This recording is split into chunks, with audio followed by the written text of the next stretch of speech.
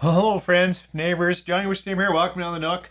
It's Sunday, but instead of samples, I'm still talking Canadian whiskey because we're heading into July 1st, Canada Day. But I'm still, I don't know, the last episode I kind of got slightly controversial, I guess. Just shared some of my thoughts about labeling things rye that don't have rye and so on. And then today, looking at the bottle of Canadian I haven't talked to you about, I haven't talked to you about these two. And I think there's a bit of a dilemma behind both of them because in stores you go in and they're sold as small batch or craft, depending on the store. But are they? This JRNY whiskey from the Pronger Brothers is a classic, celebrities releasing whiskey. Not unheard of. We've seen so many of them. But often they're just, kind of a rebrand of a large whiskey house. Now, this says it comes from Niagara Falls Whiskey Distilling, and they're not a big house as far as I know. And I just learned that actually they've gone bankrupt. I don't know why. I really don't know the story. So I'll just use this as more a representative of celebrity whiskey than this specific. And then this Goodridge and Williams. I've had several of their releases and I generally like them. And I know they're a BC craft distiller, which means it has to be all local and small and all that kind of stuff and grown there and grains. Except they're owned by Labatt. And Labatt is not a small company in any way. And so I just wonder, does that take away their craft status? So let's talk celebrity whiskey in Canada, craft, but owned by big houses. Are they still craft? It obviously will be a little controversial, but I'll also tell you what they taste like if you see them on the shelf and if you want to bring them home for a great July 1st celebration. So pour something Canadian. And I love the conversation down below. I'm often wrong. I'm happy to be wrong. But at least whatever I'm tasting will be what I'm tasting. Pour something and join me. 3, 4.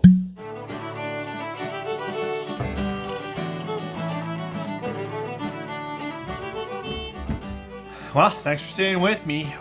As I said, these kind of represent a couple of thoughts in the Canadian whiskey scene. And there are, I feel like, 3 big challenges to craft, local craft distilling in Canada. One of them, I think, is actually celebrity rebranding. Now, this one isn't quite what I said. When the Pronger Brothers wanted to make a whiskey, they went to Niagara Falls Whiskey, which I don't think is a big whiskey house. And now I've learned they're filed for bankruptcy, so they're not a big whiskey house. But if they had gone to, JP Weiser, like something really big and just bought a few barrels, then that would be the more classic, put your name on a big house and then try to sell it as small batch or unique or craft. Here, because I don't know their story, it sounds like they did try to go with a smaller partner, and I think that's pretty cool.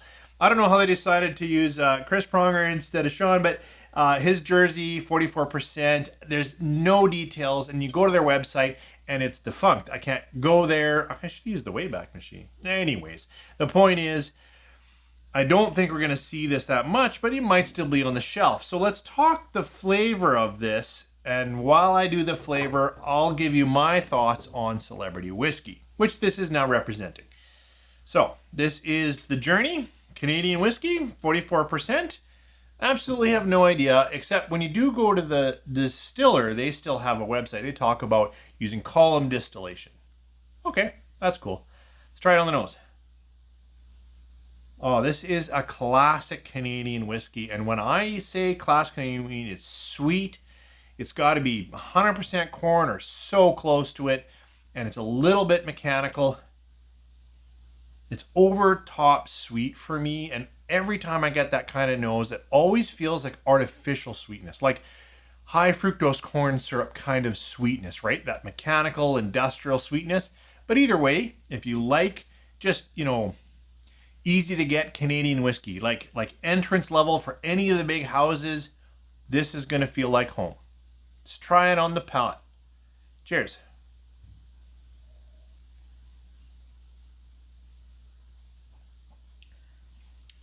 And it continues exactly like the nose. Buttery, sweet, corn forward. I think there's oak in there, but you really got to scratch around for it. Really no spice palette or peppering. Very, very smooth though. If you're looking for a, really, really kind of easy to drink or mix, like a, a whiskey and Coke kind of thing, I think this would go down fairly well in that scenario. The knocks for me is it already starts tasting a bit like toluene or marker or high alcohol. This has to be 3 years and a day, and it's probably been aged in used casks because there's very little oak structure on here. This is sweet and forgettable, and for me, I'm going to struggle even finishing this bottle. So whiskey-wise, I would buy just about anything else. I don't like it, just my palate. But what about, the celebrity brand? I mean, there's nothing wrong with a couple of hockey players thinking, hey, let's release whiskey. They probably had more whiskey than I have, so they probably know what they like. And so I don't knock celebrities for actually trying. But if any celebrity is ever watching me here on tips on what to do, partner with a great distiller, blender, and whiskey house. Like, really get in there and get someone of quality, someone who's put out good stuff, and partner with them. I bet there's dozens of small craft whiskey houses across the country making really good whiskey. Like, before anyone said, like, of celebrity status, they're making good whiskey. They might look at a partnership, because what you're going to get then isn't actually great whiskey with a great name or a great story. Nothing wrong with Pronger Brothers. Good on you guys. But I just feel like this represents that stick a name on a thing. And maybe there's a ton behind their story that I just don't know. I actually reached out to them like almost about this a year ago, and they still would have been in business. And they didn't respond, but maybe they already knew something was going on and they didn't want to promote a product that was going to be pulled. So fair on you guys. I was kind of hoping you'd come on the channel. I thought that'd be a great conversation. So it's probably unfair because I do not know their specific story. But I will say right now, as someone who has a fair amount of whiskey and has put out a few hundred different whiskey reviews, I'm actually inclined not to reach for a celebrity whiskey these days because too many of them are like this. They come out, there's no information on it. It tastes like industrial whiskey. And now this one's even bankrupt. But even if it wasn't, it just feels like a way to sell something without heart and character. Again, I don't really know their story. Maybe there's a ton of character going on in how they made this. And sorry for that, you guys. But representing up here, I just think this shouldn't be sold as craft. Just stick it with the big guys, and I don't know. So this is very different challenge to craft. This is Goodridge and Williams. And Goodridge and Williams in BC, I believe they still have the designation of craft distiller. And that means they're buying all their grains local. They're distilling it on site. They're aging it on site. And they're releasing it under all of those things. So I believe that's true. So this still is a craft whiskey. And this one particular, this Northern Grains, it gives lots of good information on it, right? Like on the back, it talks about wheat and barley, so we know the grains that are in it. It says it's bourbon barrel aged, okay, but then it's finished in, French oak wine cask from a BC winery. So they're using, cask from a BC winery. It's non-chill filtered, even though it's got the low, 40.2%. So I want to say, I like this. Like, I like the presentation. I like all the information. And when I look them up, they're a craft distiller. So this at least is going in the right direction with all of that information. Let's talk the whiskey for a second here. This is Goodridge. This is the Northern Grains. It's wheat and barley and all the things I just mentioned. And this is just completely different. Now, this is probably like all corn or very close. And this, is wheat and barley. So clearly it's going to have a different nose. Plus this is, I think, just, a couple of reused casks. And this has ex-bourbon, doesn't say first fill, could be, and then finished in French oak. The nose is subtle, it's layered, it's malty, it's nutty, it's got wine notes. And coming from this, where this just leaves me with almost a bad taste in my mouth, it's just not my style of whiskey, this already smells, really quite good. And my notes aren't that generous. So sometimes when you're doing a comparison, things can look a little better than perhaps they are. Let's try this one on the palate. Goodridge and Williams, Northern Grains, right? Northern Grains. Cheers.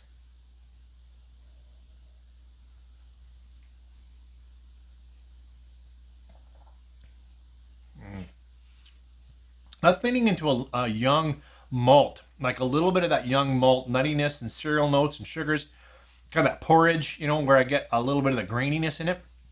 But then it really does clean up well. It's got just a light spice palette, a little bit of oaks. That French oak, I think, gives you a little bit more structure, a little bit more tannins. And then the wine notes start to sing. Try another sip.